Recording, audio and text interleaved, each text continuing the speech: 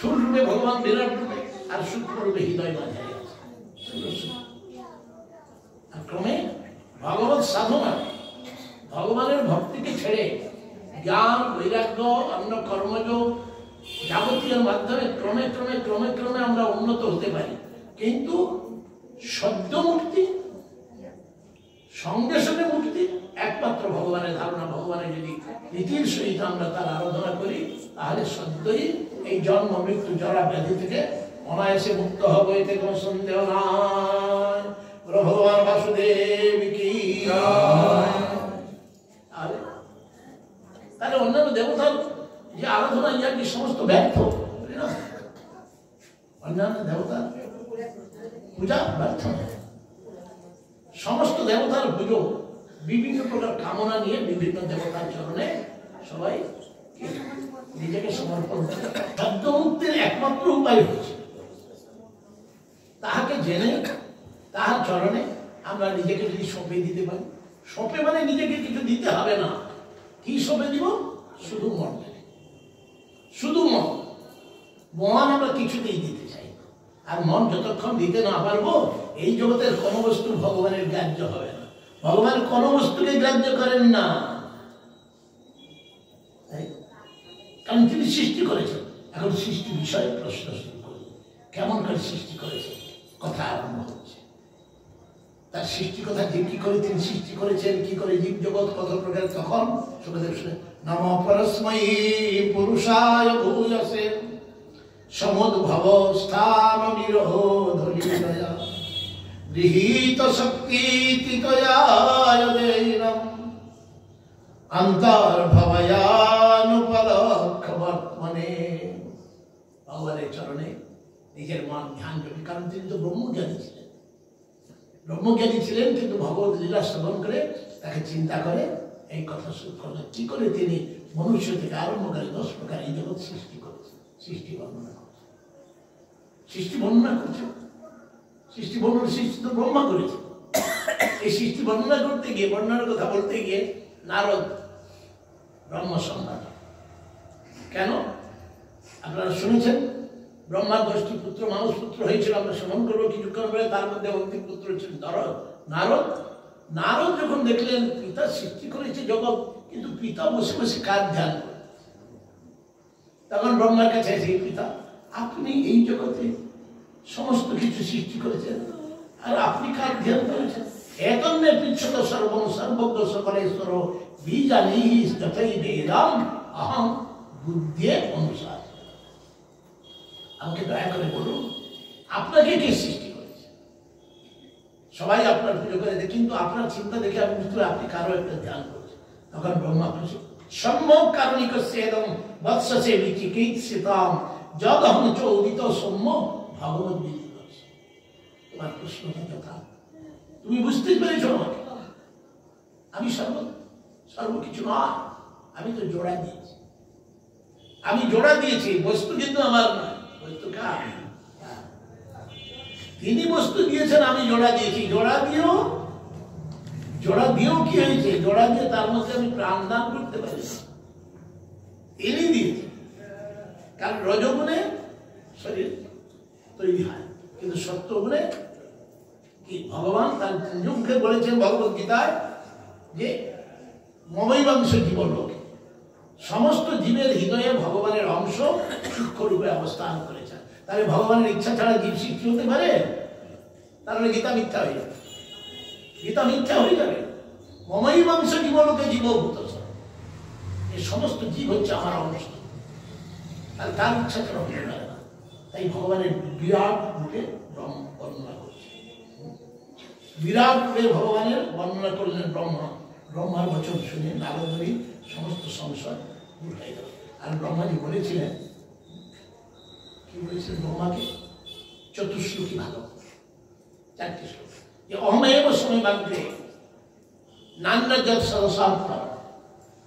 আমি প্রথমে ছিলাম, আমি এখনো আছি, এবং মন্ত্রীরে যা অবশেষ থাকবে সেটাও আমি। তাই তাই যে জগৎ দেখা যাচ্ছে, এই জগতে দেখা যাচ্ছে, ভারী সুন্দর কথা বলেছে, ঋতার্থম যৎ প্রতীয়তে, সত্য বলে যাহা প্রতীতি হয়ে থাকে।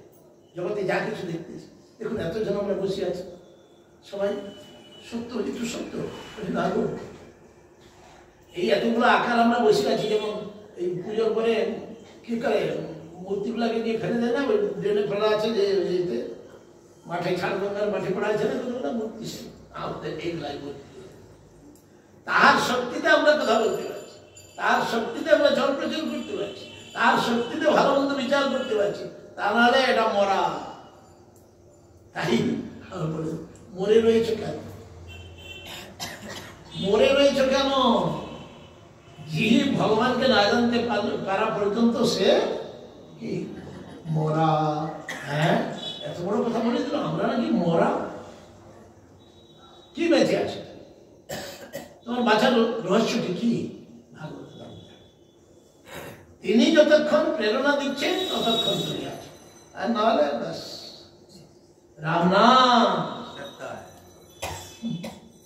ভগবান বিভিন্ন অবতারে এই জগতে, আগে আমরা আলোচনা করেছি, বিভিন্ন অবতার নিয়ে জগৎকে তিনি কি করতে আসেন? পালন করতে আসেন, ধর্ম সংস্থাপনার, ধর্মকে সম্যকরূপে স্থাপন করার জন্য এসেছেন।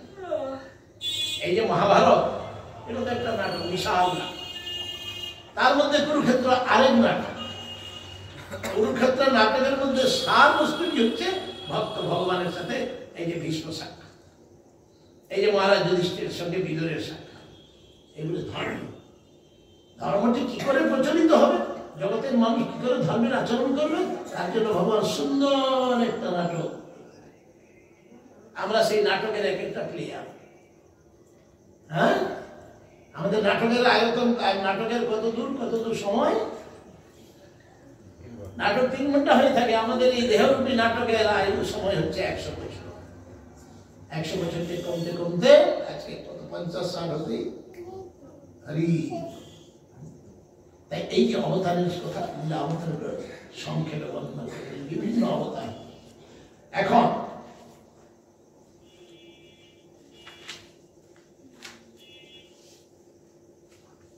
বিভিন্ন অবতারে ভগবান এই পৃথিবীতে যে সমস্ত লীলা করতে আসেন, তখন অষ্টম অধ্যায় প্রশ্ন করছে, পরীক্ষিতের বিভিন্ন প্রকার প্রশ্ন। কেমন করে ভগবান এই জগতে সমস্ত জীবের হৃদয়ে অবস্থান করে? এই সংসার বড় বিচিত্র, ইয়া বর্ণনা করা সম্ভব।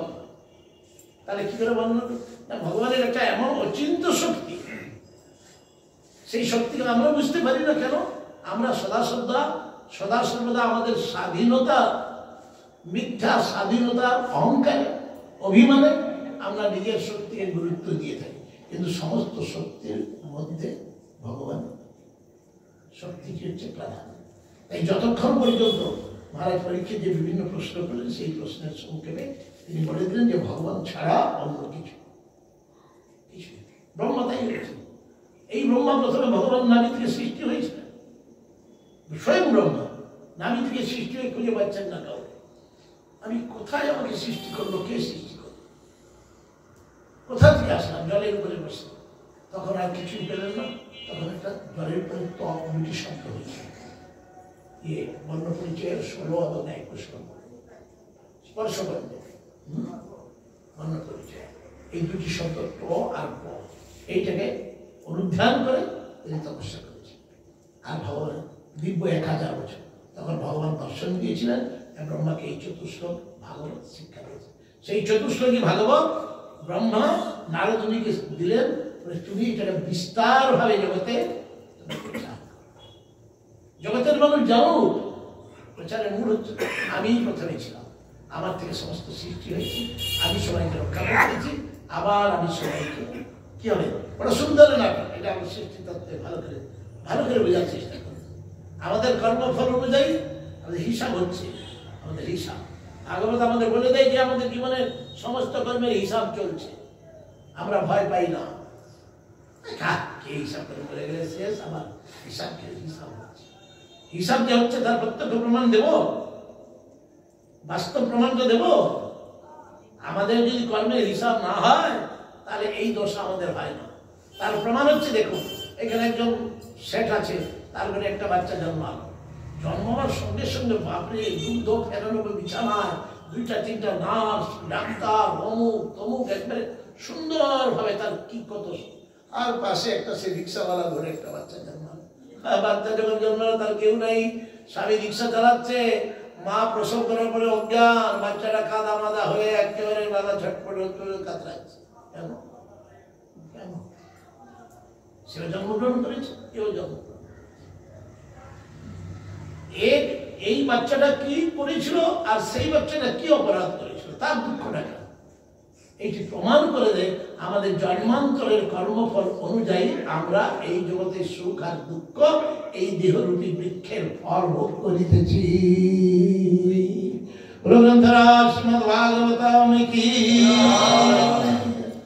বোঝা গেল? সৃষ্টি চমৎকারী। ধনী গরিব, উচ্চ নীচ, সুন্দর কুৎসিত, কালা ফর্সা, উঁচু নিচু, সমস্ত কিছু হচ্ছে আমাদের জন্মকালে পাঁচটা জিনিস আমরা নিয়ে এসেছি: আয়ু, বিদ্যা, যোগ্যতা, অর্থ আর এই পাঁচটি জিনিস আমরা নিয়ে থাকি। দুঃখ করি এটা কেন হলো, কেন হলো? যখন হলো তখন তো চিন্তা করো না। তাই এই শিক্ষা দেওয়ার মূল উদ্দেশ্য হচ্ছে ভগবানের, যাতে আমরা এই শিক্ষা গ্রহণ করে আমরা সুশিক্ষিত হই। তাই এই সংসারটাকে বলা হয়েছে বহুবারে বলা হয়েছে জেল। না, জেল নয়, এটা হচ্ছে সংশোধনাগার। আমরা শোধিত হওয়ার জন্য এই মানব দেহ পেয়েছি। এই মানব দেহ পেয়ে যদি আমরা শোধিত না হই, তাই বৈষ্ণব কবি গিয়েছেন, দুর্লভ মানব জন্ম লভিয়া সংসারে, আমি কৃষ্ণ না ভজের দুঃখ কহিব কাহারে। বাইরে সংসার সংসার করি মিছে গেল কাল, আমার সংসার সংসার করি মিছে গেল কাল। মোর লাভ না হইল কিছু, ঘটিল জঞ্জাল। কে পেয়েছে সংসারে সুখ? একজন বলো, সবাই সংসারী বসে। কে পাইছে সুখ? সুখ নাই, মুখটা ব্যাকিয়ে বলে দিলাম সুখ নাই। কেন বলতে গিয়েছিল? কেন? সুখ যখন নাই, আরেকজন দুঃখ দেখে তুমি সুখের আশায় কেন সেই ফাঁদে পা দিয়েছ? একজন দুঃখী দেখতো, ওই বলে হিন্দিতে বলে दिल्ली का लड्डू जो खाया वो पछताया, जो नहीं खाया वो भी पछताया। এই সংসারে